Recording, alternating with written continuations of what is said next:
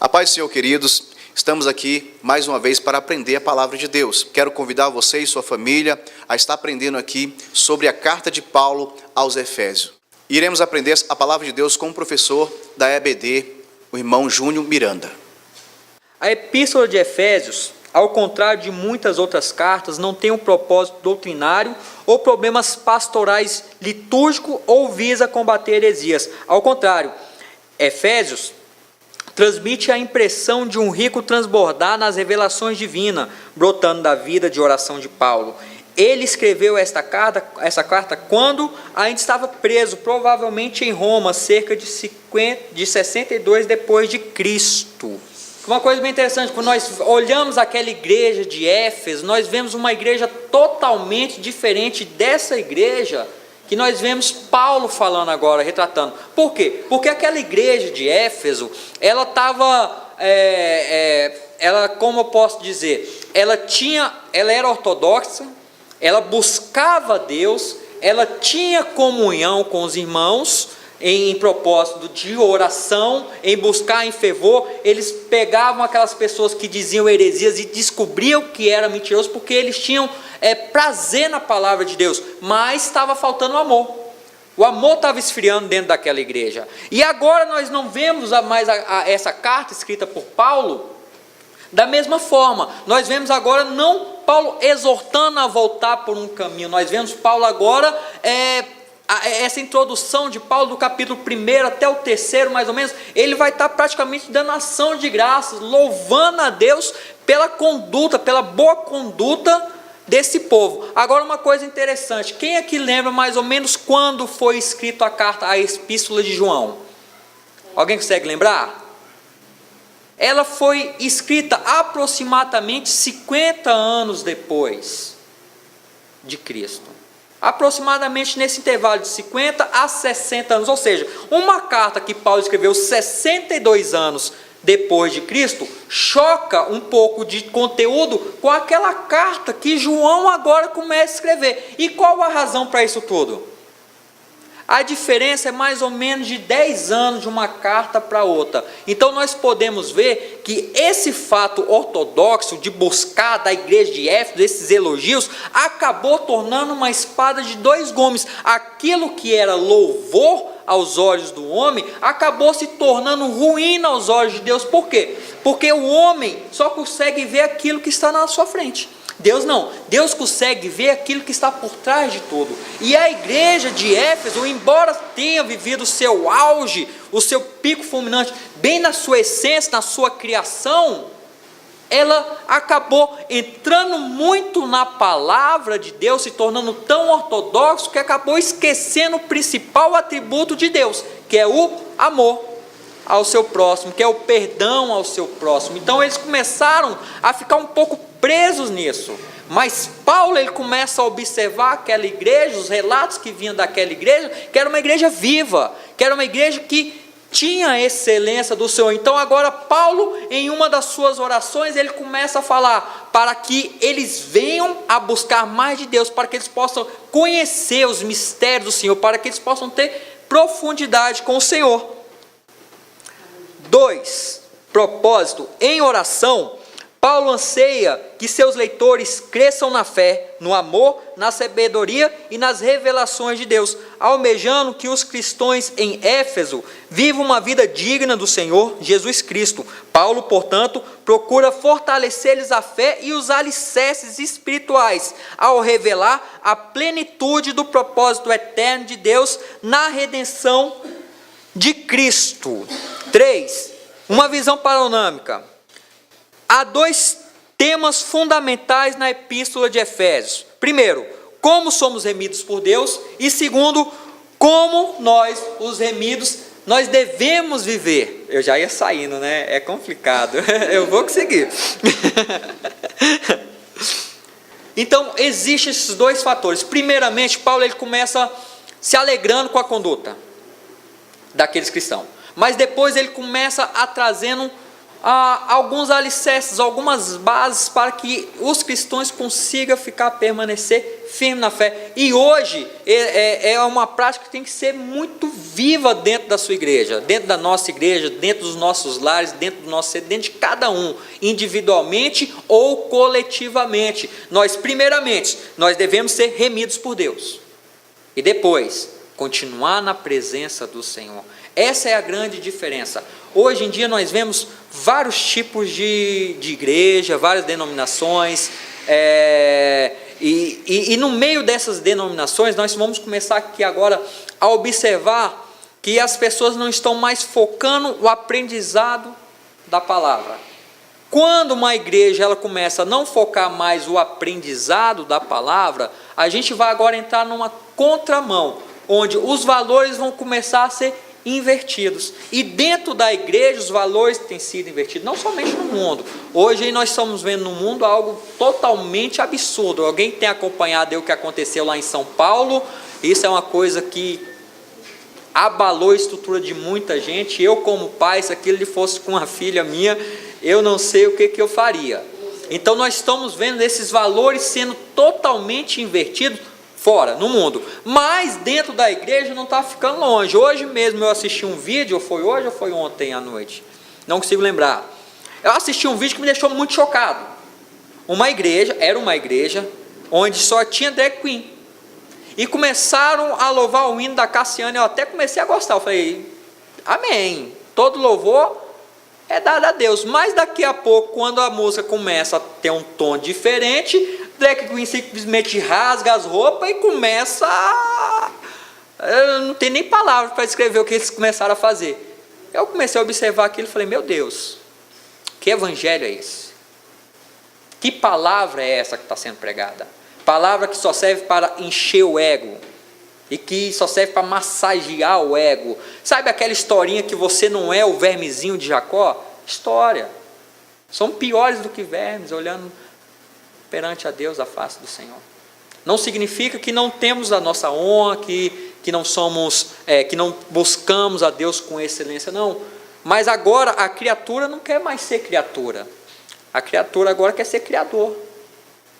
A criatura agora não se porta mais no lugar de aprender com Cristo, aprender com Deus. A criatura agora quer fazer os seus próprios estudos, seus próprios ensinos, trazendo aquilo que edifica somente a Ele, trazendo aquilo que é bom somente para Ele. Então nós estamos saindo da contramão do evangelho verdadeiro, do evangelho genuíno. Então agora as pessoas, quando tentam se aproximar de Cristo, como essa igreja de Éfeso, ela começa a se aproximar mais de Cristo, começa a buscar mais do Senhor, a ter mais conhecimento, a ter mais espiritualidade. Aí as coisas começam a mudar, começam a ter frutos diferentes. As pessoas começam a observar e falar, não, tem alguma coisa diferente com esse povo. Porque Paulo estava preso quando escreveu essa carta, provavelmente em Roma. Então Paulo ele não sabia o que estava acontecendo de fato em Éfeso. O que ele sabia era aquilo que seus cooperadores vinham trazer para ele. E quando ele ouvia aquilo, ele se regozijava. E ele ficava emocionado, e ele gostava daquelas notícias. Então ele começa agora a ter um propósito. Senhor, agora eu peço a Ti, Pai, que eles estão no bom caminho, mas agora eu quero que eles comecem a ter mais conhecimento de Ti. Não esse conhecimento que nós temos quando nós pegamos a Bíblia e começamos a ler, a buscar a sua exegese. Não, agora eu quero um conhecimento que vem do alto, um conhecimento diferente, para que eles possam conhecer a profundidade do Senhor, o comprimento, para que eles tenham algo totalmente diferente, porque redimidos eles já estão. Agora eu quero que eles vivam, que eles permaneçam firmes. E Paulo sabia que o único propósito na vida do homem, para que ele consiga permanecer firme com o Senhor, é a profundidade que nós temos com Ele. Porque quando nós estamos na igreja e o vento começa a bater, a pessoa que não tem profundidade com Cristo, o que acontece? Sai, cai. Alguns caem e levantam, outros caem e ficam, porque não tem profundidade. Cristo mesmo, na parábola do semeador, ele vem descrevendo vários tipos de cristão, e um desses tipos de cristão é esse. É aqueles que, quando são plantados no caminho vêm os corvos e roubam a palavra. Outros, nas pedras, não conseguem ter raiz. Outros são sufocados por outras plantas, pelo mundo e tudo que há nele. Mas agora aquele que está em boa terra, aquele que realmente está preparado, muito obrigado, minha querida, é diferente, porque esse daí já está num patamar diferente, num nível diferente, e é isso que Paulo começa a interceder para aquela igreja, que ela era fervorosa, que ela praticava os ritos, eu posso dizer assim. Claro que eu não vou comparar aqui agora o estudo que eu dei sobre João, sobre as revelações apocalípticas, mas essa igreja ela estava em foco, ela estava em destaque, e nós devemos aprender isso. A igreja ela tem que voltar a ter o seu destaque, a ser observada pelo povo e falar, essa igreja ela é boa, vale a pena ser crente, vale a pena ser fiel. Hoje muitas pessoas não estão aguentando o evangelho, porque o evangelho, eu até citei uma vez aqui, de fachada, e as pessoas ficaram ofendidas, mas é um evangelho de fachada, quando você vai pegar na íntegra, o que realmente é. Não adianta eu ser crente dentro da igreja, eu louvar bonito, eu pregar bonito, eu ter um conhecimento bonito e não colocar em prática aquilo que eu sei. Não adianta nada. Por isso que Paulo agora está falando, eu quero que eles tenham profundidade, eu quero que eles conheçam o Senhor de verdade, porque nós só começamos a entender quem é Deus, a partir do momento que nós começamos a viver como Deus, a viver como Ele, a ter o pensamento que Ele tem. Vocês estão me entendendo? É isso que Paulo buscava, é isso que nós temos que buscar hoje. Esse avivamento, não de movimento, não somente um avivamento litúrgico, porque precisamos sim de um avivamento litúrgico, mudar muita coisa dentro da nossa igreja. E quando eu falo nossa igreja, eu falo no contexto geral. Mas nós temos que ter esse avivamento de buscar a face de Deus, de ter a ousadia que Moisés teve quando ele falou, Senhor, eu quero ver o Senhor, eu quero te ver. Nós temos que ter essa ousadia, esse desejo, ser impulsionado a isso, a querer mergulhar mais fundo, como Ezequiel foi levado ao rio, e ele, quando ele entrou no rio, quando o casaco estava pelo tornozelo, acredito eu que ele já estava se sentindo o máximo, mas aí Deus ele pede para entrar um pouco mais, e as águas agora é pelo joelho, e Deus pede para ele entrar um pouco mais, as águas agora estão no lombo, e Deus fala, agora eu quero que você entre mais, e agora ele tem que ir a nado. É isso que Deus quer da gente, porque por enquanto que nós estamos no raso, é terra firme, nós sabemos onde nós estamos, e Deus ele quer que nós vamos além, busque além, para que nós possamos se entregar a Ele, amém? Vamos dar continuidade. Como somos redimidos por Deus? Os capítulos de 1 a 3 torna-se um grandioso hino sobre redenção, tributando louvores ao Pai pela eleição, predestinação e adoção que Ele nos proporcionou por nossa redenção mediante o sangue de Cristo e pelo Espírito como selo de garantia da nossa herança. Nesses capítulos, Paulo ressalta que a redenção pela graça é mediante a fé. Deus nos concilia consigo mesmo e com outros que estão sendo salvos. Em Cristo nos uniu em um só corpo, ou seja, a igreja. O alvo da redenção é tornar a congregar em Cristo todas as coisas, tanto as que estão no céu, como as que estão na terra. Agora uma coisa bem interessante, nesse texto que eu acabei de falar aqui, é que Cristo pelo Espírito, com o selo de garantia da nossa herança. O Espírito Santo não é simplesmente o nosso guia, o nosso ajudador, o nosso intercessor, mas ele agora passa a se tornar um selo de garantia, que quando Cristo vier pela segunda vez, quando Deus arrebatar a sua igreja, o selo de garantia que está em nós é o Espírito Santo, é aquilo que nos garante a ida para o céu, a nossa salvação. É uma coisa formidável saber que não estamos só desamparados, que o Espírito Santo não é apenas um guia, um intercessor que consegue entender os nossos gemidos inexprimíveis, mas Ele é um selo de garantia que nos dá o nosso passaporte para a glória eterna. É uma coisa bem interessante isso que Paulo vem falando. E Paulo também vem falando da eleição e predestinação, e que nós somos adotados. Sim, com relação a ser adotados, acredito eu que não tem muito mistério nisso daqui, porque todos nós sabemos que Deus, Ele levanta um povo, o povo de Israel, e torna aquele povo dele.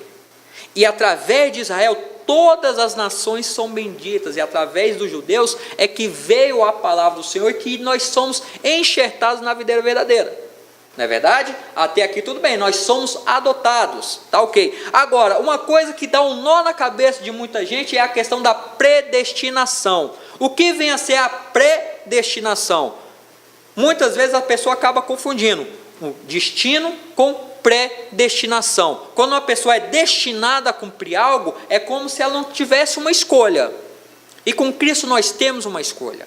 Nós temos o nosso livre-arbítrio. É claro que quando Deus ele bate o martelo, Ele vai criar situações para que você aceite a Ele, para que você cresça, enraiza com Ele. Então nós somos predestinados à glória, nós não somos destinados à glória, porque se nós formos destinados à glória, independente do que eu faça, eu vou ser salvo. Então não existe mais uma corrida pela fé. Não existe mais essa questão de Paulo chegar e falar: eu combati um bom combate, encerrei a carreira, guardei a fé. Não existe mais isso, porque eu sou destinado a ir para o céu, ou eu sou destinado a padecer no inferno. Então eu não teria um livre-arbítrio. Então nós somos predestinados à glória do Senhor. Por que predestinados? Porque nós temos a escolha, porque nós podemos alcançar ela, e porque nós podemos perder ela. Isso é uma coisa complicada, mas quando a gente começa a entender que a minha salvação, ela depende de mim, e ela não é única, eu aceitei a mão e pronto, estou salvo, aí a gente começa a viver uma vida em santidade.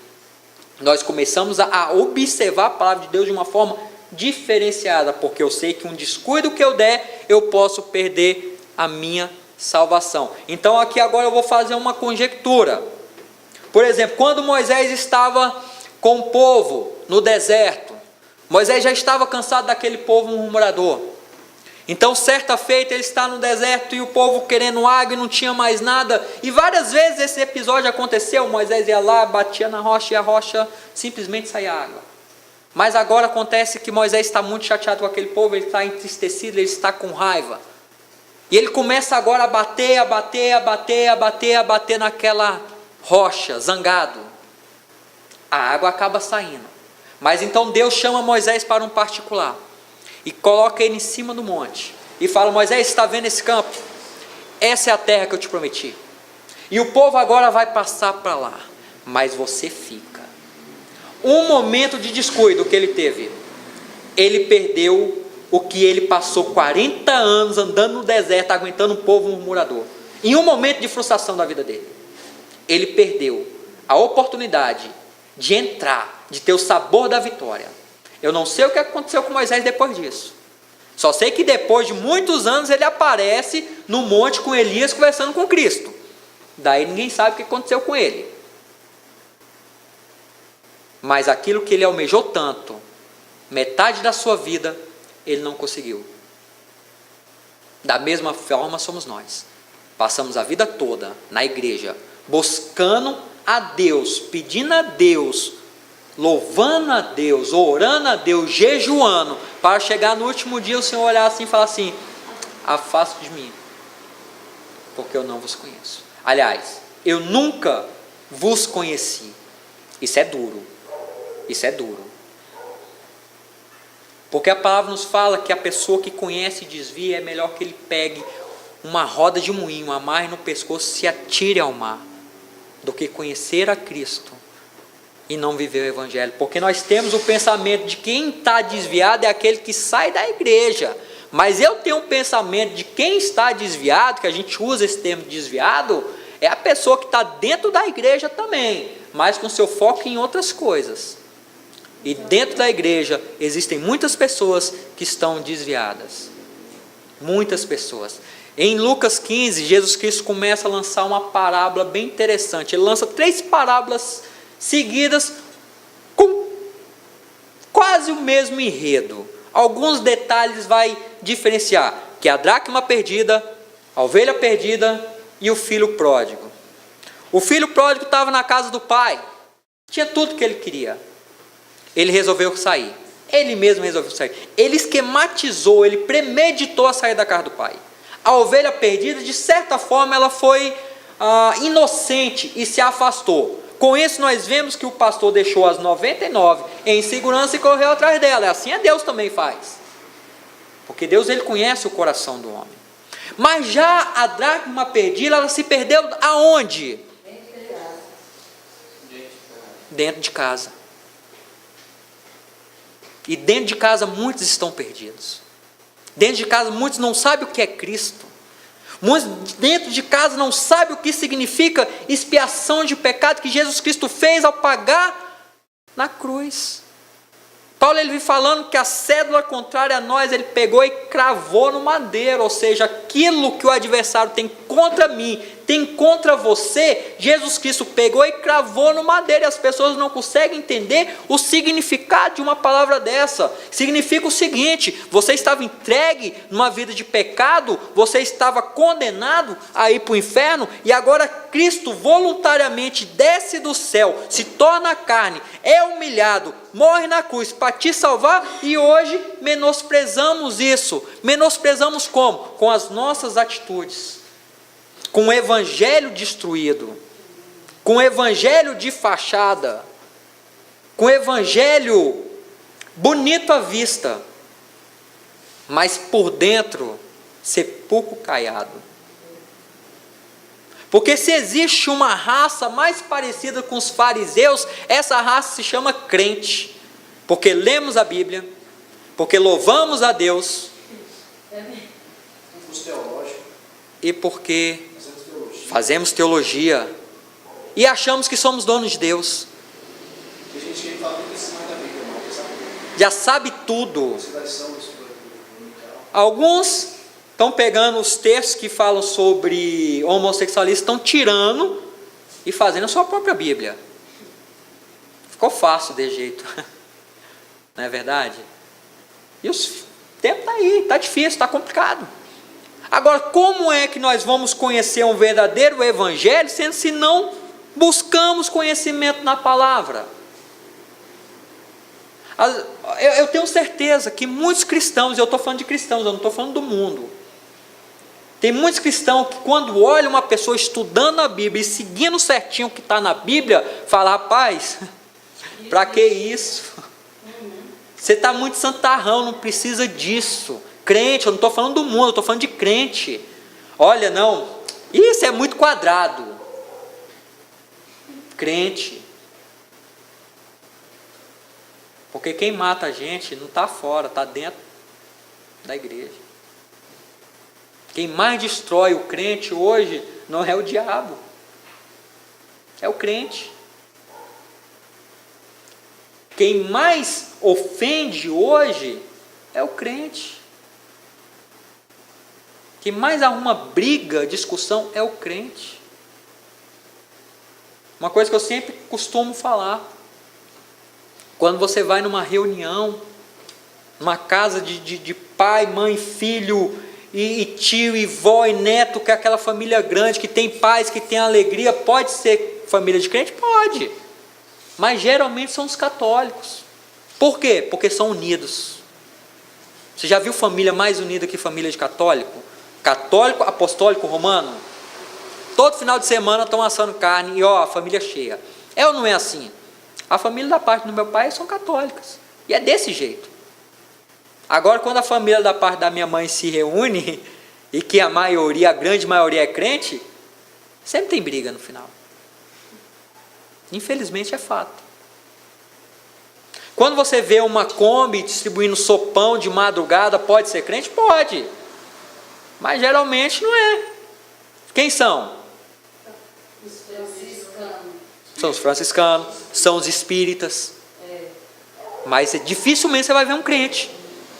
Tem, claro que tem, eu não vou generalizar não. Quando você vê as pessoas rígidas em sua fé, que não se abala, antes até a Constituição se curva a eles, não é crente, são os adventistas do sétimo dia. Eles não trabalham no sábado, pronto, acabou. E há de uma empresa que não contratar eles por causa disso. Por quê? Porque o nosso ensino, ele está muito sucateado. Ele está sucateado em dois polos. Primeiro, porque ninguém vem. Segundo, o próprio ensino está fraco.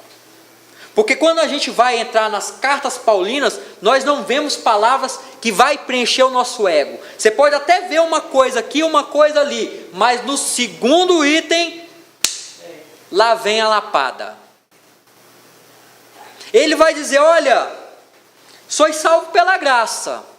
Mas em seguida ele vai falar, mas você não vigia não, para você ver o que vai acontecer contigo. É dessa forma. Hoje, se você trazer uma palavra pesada para a igreja vai falar, nossa, ele está batendo. Ei, meu filho, não é bater não, é palavra. O grande problema é que nós estamos tão acostumados com essas palavras açucaradas de congresso, que nós esquecemos que isso não mantém ninguém. Só ego. Porque o que eu mais me preocupo não é se você vai dar um sorriso, um glória, ou vai dar uma rajada de línguas estranhas. O que eu mais me preocupo é se quando você chegar em casa, você ao colocar a sua cabeça no travesseiro, você vai começar a pensar, eita, mas aquela pregação falou isso, isso e isso, e eu estou vivendo isso, então eu tenho que mudar. É isso que eu me preocupo. Eu não me preocupo se você vai sair daqui dando glória e aleluia. Eu me preocupo se você vai sair daqui falando, eu tenho que mudar. Eu vou conseguir. Deus é comigo. É isso que eu quero. Eu não quero saber se é chave de carro, se é chave de casa, se é apartamento, se é 3 andares que você vai ter uma casa. Amém, que Deus abençoe, porque Deus pode fazer todas as coisas. Mas eu quero saber se você vai sair daqui falando assim, realmente, tenho que amar mais, tenho que ser longânimo. E colocar isso em prática. Não é fácil.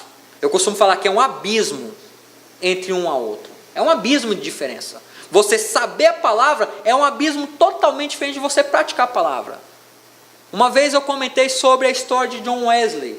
Até falei de um filme, que tem um filme bem bacana, que narra a história dele. E a história dele eu acho interessante, porque ele era estudioso. Ele buscava a Deus. Os jovens que estudaram um pouco sobre a reforma puritana, um pouco sobre John Wesley, vai saber um pouquinho a história dele também. E ele buscava muito a Deus, mas agora teve que acontecer um reboliço na sua vida, teve que começar a ter uma perseguição, para ele começar a ter um encontro com Deus, e certa vez ele está fugindo dentro dos matos, e um negão, rapaz, que não sabia nem ler, começa a orar a Deus com uma intimidade tão grande, que ele olha assim, ele fala, mas de onde é que vem essa intimidade com Deus? De onde é que você conhece a Deus? E aquele rapaz que nem sabia ler fala assim, eu falo com ele todos os dias e ele fala comigo também. Está certo que os dogmas não vai nos levar para o céu, é a intimidade com Deus. Mas sem os dogmas que hoje é acessível, como você vai conhecer a Deus? Sem a palavra, como conheceremos a Deus? Quando o Tiago começa a falar que a letra mata, Paulo, fala isso, a letra mata, ele não está falando que a gente não possa estudar, ele está falando que o estudo demasiado da palavra causa contenda, porque na época da primeira igreja, tinha muita discussão sobre genealogia, sobre isso, sobre aquilo, coisas que não mudaram, muita discussão sobre isso, sobre aquilo outro. Se você vai num fórum cristão, você vai ver discussões sobre até mesmo traduções no grego, coisas que eu nem sabia que tinha. Mas agora você não vê um debate sobre, não, olha só, nós temos que sair para evangelizar. Você não vê um debate falando, nós temos que amar mais, nós temos que perdoar. Nós vemos um debate falando assim, não, eu não gosto dessa reforma puritana, não, eu não gosto dos wesleyanos, não, eu não gosto de um pensamento tal, de um pensamento tal, de um pensamento tal. É tanto isso, que eu sinceramente eu não consigo entender nada. Chega um momento que você fica muito embaralhado com tanta informação, e o básico se perde. E o básico é agradável a Deus. a briga e contenda não. E o básico Paulo fala, de uma forma bem tranquila. Então vamos lá, continuar.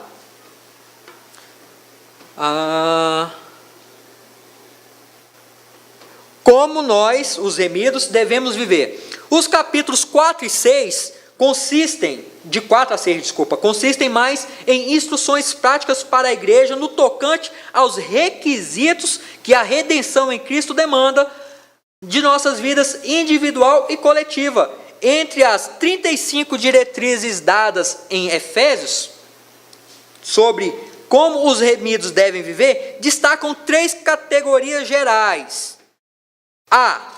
Os crentes são chamados para uma nova vida de pureza e separação do mundo. São chamados a serem santos e irrepreensíveis diante de Deus, a andar como é digno da vocação com que foste chamado, como varão perfeito, a viver em verdadeira justiça e santidade, e a andar em amor, e a serem santos pela palavra. Santos pelo quê? Pela palavra, a fim de que Cristo tenha uma igreja gloriosa, sem mácula, sem ruga, santa e irrepreensível. Então nós temos que mudar o nosso padrão de vida. Nós temos que ser diferentes do mundo. Nós temos que fazer a diferença. Porque no mundo é olho por olho, dente por dente. A pessoa pisa no seu pé, você vai lá e pisa de volta. E pisa mais forte. Se a pessoa faz um mal contigo, você vai lá e faz 2 com ela. É assim no mundo.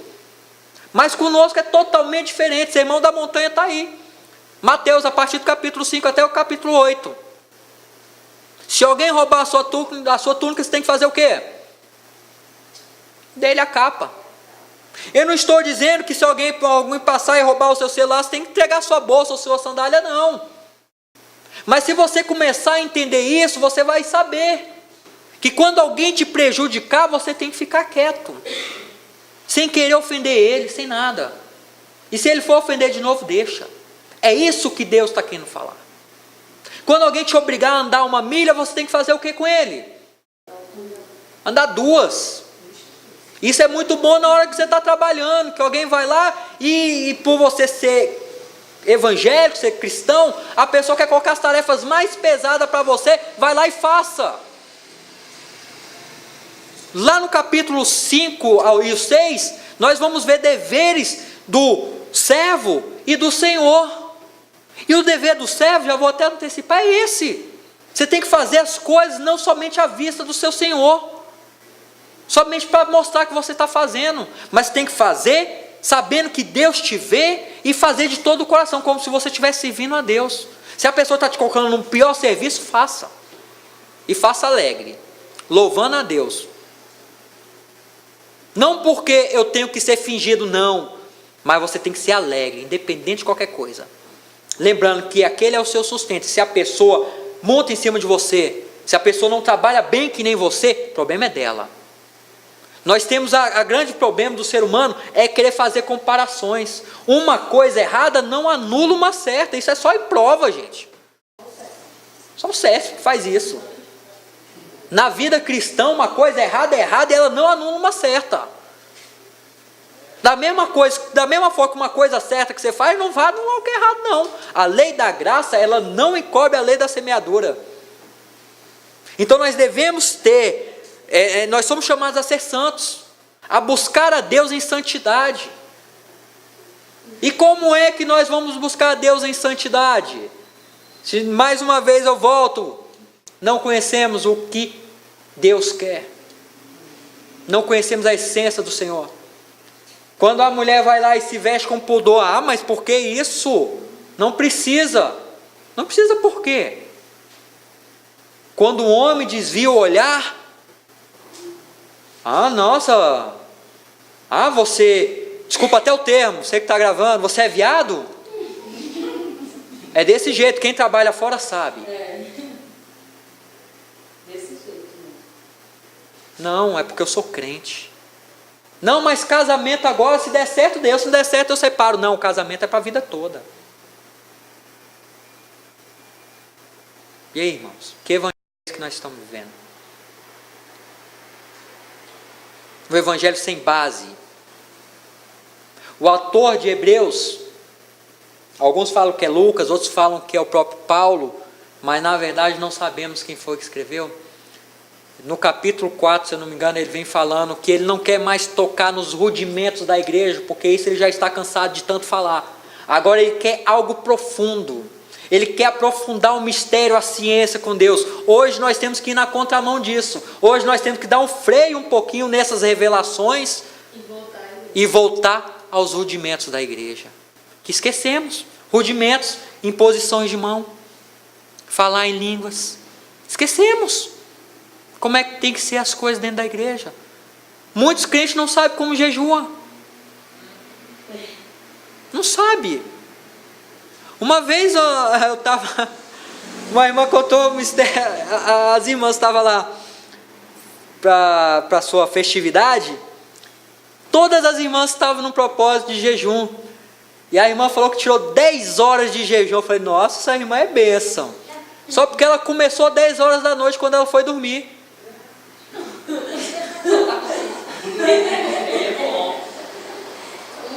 Irmã, que jejum abençoado é esse? O tempo passa e nem vê. Claro, nova convertida, não conhece. Mas por que não conhece? Porque a prática do jejum sumiu de dentro da igreja. Ela é individual. Eu não estou falando que individualmente não existam os propósitos de jejuns, porque muita gente paga o preço. Mas coletivamente a prática do jejum se perdeu. Como domingo eu não pude vir, eu fui para a igreja da minha mãe que era perto. O pastor lembrou de um propósito de jejum que ele fez há 2 meses atrás. Ele levantou a mão. Quem é que ainda está nesse propósito? 2 pessoas levantaram a mão. Esqueceram. E está assim. Sabe por quê? Porque o propósito de jejum coletivo só dá certo quando todo mundo precisa daquilo ali. Eu ouvi um pregador falando e eu concordo com ele. Você quer saber quando que a igreja no Brasil vai se consertar? Quando vir perseguição. Porque quando o povo estava perto para morrer, Esté chega e fala o seguinte: todo mundo tem dia de jejum. Todo mundo estava lá, porque se não jejua, morre. Quem queria morrer? Ninguém. Quando aperta, jejua. E não é jejum que começa às 10 horas da noite não, meu bem. É jejum que se começar às 10 horas da noite, você vira vigília. É desse jeito, é 24 horas. Porque é assim. Porque quando a pessoa está precisando, ela chega em casa cansado, só o caco do serviço, toma o banho e vai.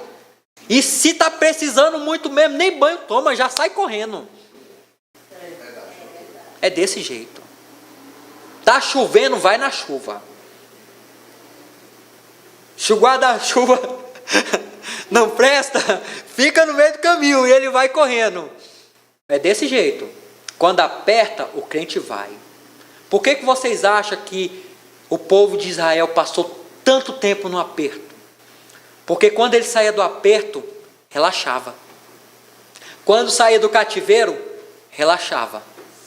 Aí quando apertava, orava, jejuava, pagava preço, se humilhava, voltava para os seus bons caminhos. Eu esqueci agora o capítulo que fala, se eu não me engano, é 2 Crônicas 7,14. Eu esqueci agora que fala, se o povo que se chama pelo meu nome se humilhar e voltar. É Crônicas, né? 7,14, não é isso? Se o povo que se chama pelo meu nome, é eu e você, irmãos, é a igreja do Senhor, se humilhar e voltar. O grande problema é esse. Às vezes sabemos que estamos errados, mas continuamos, não voltamos. É incrível, não é verdade? Paulo, quando ele está escrevendo ao povo de Romanos, capítulo 7, se não me falha a memória, irmão, eu sou péssimo para decorar versículos, mas se eu não me engano é 7, a partir do 14, ele vem falando que o bem que ele quer fazer, ele não faz, mas o mal que ele não quer fazer, esse ele acaba fazendo. Então ele consegue achar nele uma lei, a lei do pecado que está dentro dele. De sã consciência ele sabe que a lei de Deus é boa, mas ele não consegue praticar. E é incrível como nós conseguimos nos identificar com Paulo nisso. Porque queremos buscar mais do Senhor, mas não buscamos. Queremos evitar as coisas do mundo, mas nos entregamos. Aquilo que a gente quer fazer, não conseguimos. Aquilo que nós não queremos fazer, acabamos fazendo. E o mais engraçado é que os nossos pecados, eu vou até chamar aqui agora de pecados de estimação. O que mais nós erramos sempre no mesmo erro. É incrível isso. Não sei com vocês, comigo é assim. Eu erro sempre no mesmo erro. Eu sei que aquilo está errado, mas quando eu vejo, eu estou fazendo. Eu sei que não deve fazer, mas quando eu vou ver, eu estou fazendo. É dessa forma. E eu gosto muito de falar de mim, sabe por quê? Porque somos iguais. Independente de quem está pregando, independente de quem está na frente de um trabalho, de um pastor, de um presbítero, somos iguais. Erramos, pecamos, e todos nós carecemos da graça de Deus. Mas todos nós temos que ter união. Gosto muito da conjectura do pastor Moretti do saco de batata. Quem já ouviu sabe do que eu estou falando. Temos que ser crente purê. Não apenas a batata juntinho. Purê, que é ligado, colado, não separa. Cada um com o seu talento. E tudo para o crescimento de Deus. Errar todos nós erramos. E é por isso que eu gosto muito do texto de João, que ele fala: filhinhos, não erreis, não pequeis. Mas se porventura vocês pecarem, sabe que vocês têm o Espírito Santo. Você tem Cristo, que é advogado bom e fiel. Não pequeis. Mas se vocês pecarem, sabe que Cristo é um advogado bom e fiel. Amém? Vamos lá. B. O crente é chamado a um novo modo de viver nos relacionamentos familiares e vocacionais. Esses relacionamentos devem ser rígidos por princípios de conduta que distinguam o crente da sociedade descrente à sua volta. Agora aqui ficou pesado. Seus vizinhos sabem que você é crente? Com certeza sabe. Agora o testemunho é de crente? Aí é que está. No seu trabalho, as pessoas sabem que você é crente? E o testemunho é de crente? Agora vamos pegar a massa evangélica. Muita gente 007, né? O crente espião.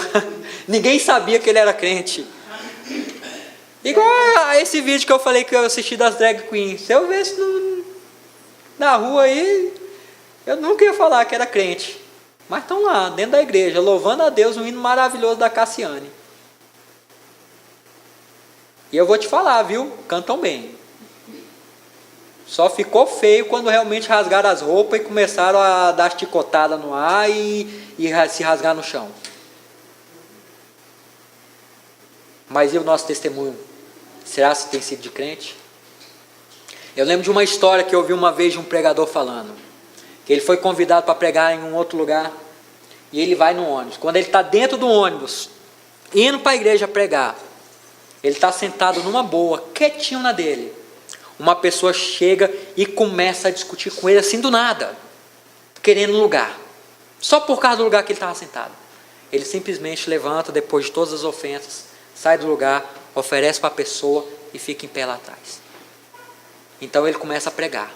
Chega no lugar, começa a pregar. Quando acaba, chega um irmão de dentro da igreja, vai conversar com ele e fala: olha, pastor, eu quero te elogiar, porque eu estava dentro daquele ônibus e eu te vi. Você foi bênção, porque eu teria gritado com aquela pessoa. Existe uma nuvem de testemunhas, de onde a gente menos imagina sai. Se ele tivesse ficado nervoso, o que ele ia pregar? É dessa maneira. Não é verdade? C. Finalmente o crente é chamado a manter-se firme contra as astutas ciladas do diabo e as terríveis hostes espirituais da maldade nos lugares celestiais. Irmãos,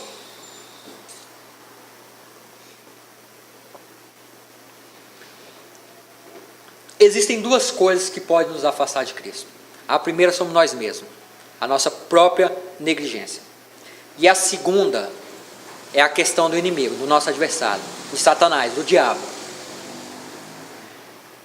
E ele é real. E ele faz as coisas acontecerem. Quando você vê uma família destruída, duas coisas aconteceram. Primeiro, a ação do inimigo, a ação do diabo. Segunda, as nossas atitudes foram contrárias àquilo que Deus quer. Eu falo de mim, amados. Toda vez que você vê uma destruição numa família, ou uma destruição no emprego, ou seja, o que for que aconteceu na vida de um cristão, pode ter certeza que existe a influência maligna, mas não podemos esquecer que temos na nossa parcela de culpa. Por quê? Porque se tudo for o diabo, já não somos mais predestinados, somos destinados. Se tudo é o diabo, que culpa tenho eu? Por que então que eu tenho que sofrer pelo Evangelho? Por que sofrer os antigos? Por nada? Não. O diabo tem a sua parcela. Ele influencia. E a pessoa que não está embasada dentro da palavra cai. Por isso que Paulo começa a falar para que venhamos a ter força com Deus. Buscar a Deus. E agora não somente buscar a profundidade com Deus, mas agora devemos lapidar o nosso caráter. E agora com o nosso caráter lapidado e com profundidade com Deus, devemos vigiar com as ciladas do inimigo. Porque o inimigo ele é astuto. Se você veio do mundo e você tinha dificuldade com bebida, o que você acha que o inimigo vai te oferecer? Com certeza bebida. Droga, promiscuidade. É dessa forma. Esaú era forte, era guerreiro. Ele vendeu a sua primogenitura, quase que não sabe a palavra, por causa da sua vaidade, por causa da sua arrogância, porque ele se achava demais. Por isso ele foi enganado. Como é que o inimigo agiu? Na vaidade dele. Vocês estão entendendo? Todos nós temos o nosso calcanhar de Aquiles, aquilo que nos derruba. A pessoa pode ser forte, fervorosa, ter dom de profecia, um mistério na palavra, seja o que for, ele vai ter o seu calcanhar de Aquiles. Se ele não vigiar, ele cai. Tem pessoas que são uma bênção na igreja, mas não pode ver uma mulher na rua. Por outro lado, tem mulheres aí que são uma bênção, mas também não pode passar numa vitrine. Temos que fazer também nossa parte, né, pastor? Sempre tem que puxar pra gente, né? Mas, brincadeiras à parte, isso é uma verdade. Devorador. E o que eu acho mais interessante são pessoas que repreendem o devorador. Vou até sair aqui um pouquinho. As pessoas repreendem o devorador, mas esquece que esse termo devorador foi usado lá em Joel, muito usado em Joel, mas quem mandou o devorador, destruidor, migador, cortador e seja lá o que for, foi Deus. Não foi o diabo, foi Deus que mandou. Então você tem as suas finanças, você não controla, é o devorador, né? Não, gente. Misericórdia, é vocês. Cristo mesmo, ele vem falando, olha, quando você for fazer uma construção, você analisa o que você tem. Para quando você iniciar, você não passar vergonha, tendo que parar. Controle sobre finanças, tem nada a ver com devorador. Ah, eu dou o dízimo porque o dízimo ele espanta devorador. Quem te disse? Isso daí é esse evangelho surrado, desgastado que estão pregando da prosperidade, que você dá e Deus restitui. Mentira. Nós temos que aprender com Abacuque. Abacuque, o povo de Israel estava sendo perseguido. Tudo que eles plantavam vinha lá, o outro povo e tomava, os caldeus e tomava. Eles plantavam alguma coisa, era tomado. Eles cultivavam alguma coisa, era tomado. Começava a criar um gado, era tomado. Ele fica desesperado e começa a questionar a Deus. Fala, Senhor, esse povo é ímpio. Está se crescendo às nossas custas que buscamos a Ti. Mas então Deus começa a se revelar para ele. E no último capítulo, Abacuque agora muda. E ele começa a falar, Senhor, mesmo que a figueira negue o seu fruto, mesmo que não haja mais gado no pasto, mesmo assim eu te louvarei. E a pessoa agora quer fazer barganha com Cristo? Por quê? Não é dessa maneira. Dízimo é uma coisa totalmente à parte, não tem nada a ver com isso. Amém? É só fugindo de assunto. Deixa eu ver se eu consigo terminar pelo menos aqui a introdução. Opa, falta pouco. 4, não é isso? Características especiais. Há 4 características predominantes nessa epístola. A revelação da grande verdade teológica dos capítulos 1 e 3 é interrompida por 2 grandiosas orações. Em sua primeira oração, é porque está comendo um pedacinho aqui, mas acho que dá para ler. Ó. Em sua primeira oração, Paulo pede para os crentes sabedoria e revelação no conhecimento de Deus. Em sua segunda oração, Paulo já começa a pedir aos crentes de Efésios que tenham mais profundidade com Deus para compreender os seus caminhos. Então, Paulo, lá no primeiro capítulo, no segundo capítulo, esqueci aqui agora, me falhou a memória, ele tem a sua primeira, no primeiro capítulo, ele tem a sua primeira oração. E ele começa agora a orar a Deus para que esses crentes comecem a ter sabedoria e revelação no conhecimento de Deus. Para que eles venham a ter sabedoria e conhecimento de Deus. A Bíblia não era como nós temos hoje, essa compilação bonita. Eles tinham mais conhecimento nas suas orações, no dia a dia, na proximidade com Deus. E na segunda oração, agora ele já começa a não pedir que eles tenham a sabedoria ou a revelação, mas que eles tenham agora profundidade, porque eles absorveram a sabedoria, eles começaram a ter discernimento das coisas de Deus, mas agora precisava ter profundidade, aquilo que eu comecei a falar no início. Agora precisa de profundidade para compreender os caminhos do Senhor. E agora eu vou abrir um leque. Existe uma grande diferença em saber, entender e compreender. Por que eu falo isso? Quando você pega a Bíblia e começa a ler, você vai saber. Vocês estão entendendo? Aí você começa a saber. Então, com o tempo, você vai começar a entender o que aquilo quer dizer. Mas quando você começa a praticar, você começa a compreender. Não é tão complicado entender isso que eu te falei. Primeiro você sabe, depois você aprende, depois você compreende. E compreender é totalmente diferente, porque compreender vai no piloto automático. É no piloto automático, você está passando na rua, você vê alguém que caiu, você vai lá e ajuda. Você está passando num lugar, a pessoa está passando fome, você está vendo que ele está com fome, você vai lá e ajuda. Não precisa de um mutirão da igreja para fazer um sopão. Isso é a parte que nós entendemos a palavra de Deus. Compreender é individual, é atitudes diárias. É quando você vê uma pessoa chorando, você nem conhece a pessoa, você chega nela e fala assim, está acontecendo alguma coisa? É quando você vê uma pessoa nervosa, calma, meu querido. Eu lembro de uma pregação que eu vi que eu achei maravilhosa a atitude daquele pastor. Ele falou que estava no aeroporto, eu não consigo lembrar muito bem, mas é mais ou menos assim, ele estava no aeroporto com a sua esposa e estava esperando o seu voo. Então eles sentam naqueles quiosquezinhos e pedem um café. E ele começa a falar que aquele café demorou muito para chegar. E demorou demais, ele falou, gente, era um absurdo, era muito caro, as coisas do aeroporto é muito caro. E demorou, minha esposa foi lá impaciente, perguntou se o café ia vir. Daqui a pouco o atendente chega lá e pá! Joga o café na mesa que derrama um pouco. Ele vai falar, é R$2 do café. E a esposa dele já começa a ficar furiosa com aquilo. E ele fala, calma. Eles tomam o café. Quando termina, ele levanta, chega naquela mulher e fala, tudo bem contigo? Dá um abraço nela. E fala, eu sei que você deve estar passando por algum momento complicado. Deus te ama. Vai dar tudo certo. Isso é compreender o Evangelho. Isso é entrar no piloto automático. É uma atitude involuntária que vai mostrar a sua personalidade, o seu caráter, quem você é. Eu gosto muito dos livros do Max Lucado, ele faz uma conjectura que eu achei bem interessante. Alguém aqui já assistiu o filme do Capitão Gancho? Com Peter Pan, ele já velho? Hulk, né? O Hulk, a volta do Capitão Gancho, alguma coisa assim.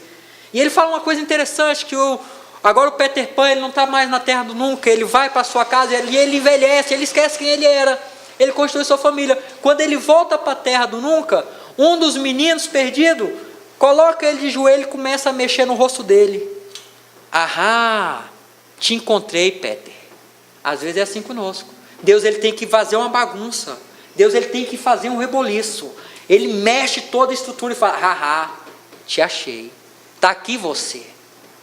É através das provas, das aflições, suportando firme, perseverando, é que nós entramos no piloto automático. Não é de uma hora para outra. Claro que não é. Mas é a perseverança que faz com que nós chegamos perto de Cristo, que nós vemos até a mesma essência de Cristo, o cheiro, o perfume suave de Cristo. É através do dia a dia. Não é uma hora de culto que vai fazer isso. Não é uma hora de ministração de palavra, de adoração, de louvação. É dentro de casa, é dentro do seu serviço, é na rua, é dentro do mercado, é tomando um banho. É ali, porque aquele litúrgico, dentro de casa é vocês e Deus. No seu dia a dia é vocês e Deus. É aí onde Deus vai mostrar quem você é. E é aí que você tem a oportunidade também de mostrar para Deus o que você aprendeu. E que você está pronto. Vamos lá. 2. A carta aos Efésios salienta o propósito e o alvo eterno de Deus para a igreja. 3. Há um realce multifacetado. Eu achei essa palavra muito fantástica. Há um realce multifacetado, ou seja, possui diferentes ângulos e faces diferentes, né, do papel do Espírito Santo na vida cristã. Por que o Espírito Santo ele é multifacetado, ou tem vários ângulos, ou tem várias faces, ou age de várias maneiras na vida do cristão? Porque ele é o nosso guia. Sim. Como no início do estudo eu vim falando, ele é o selo que nos garante que quando Cristo vir, seremos salvos. Ele é uma carta promissória. Ele é o Espírito da verdade. Ele consegue entender os nossos gemidos inexprimíveis. Ele é variável. Ele se encaixa perfeitamente às nossas orações. Ele nos guia pelos caminhos seguros. Ele tem multiformas de se achegar a nós. É muito tremendo o que Deus faz. Quando Deus ele envia o Espírito Santo à terra para nos orientar de forma multifacetada, é uma coisa linda, tremenda, que quando nós começamos a compreender o Espírito que habita em nós, será algo totalmente diferente. Agora existe a diferença entre saber, aprender e compreender. A partir do momento que nós compreendemos quem está do nosso lado, é diferente. É mais ou menos quando Israel foi tomada. E um certo moço, ele chega para o profeta e fala: profeta, acabou. Vamos todos morrer. Israel está todo cercado. O profeta simplesmente vira para ele e fala assim: meu querido, você não sabe de nada. Senhor, abre os olhos desse moço. Agora, moço, vai lá e olha de novo. Quando ele começou a olhar e ver que maior era o que estava com eles, ele se acalmou. Se conseguimos chegar a compreender quem é a natureza divina, o poder que está conosco, tudo será diferente. Os nossos medos vão acabar. É claro que nós temos medos. É claro que nós temos defeito. É claro que uma hora a nossa fé ela vai oscilar. Mas se conseguimos compreender quem está conosco, tudo vai ser diferente. 4. Efésios é considerado por muitos uma carta gêmea de Colossenses, por terem seus conteúdos semelhantes e terem sido escritos quase ao mesmo tempo, e podem ter sido levados simultaneamente ao seu destino por Tito, que era um ajudador, um cooperador na obra de Paulo.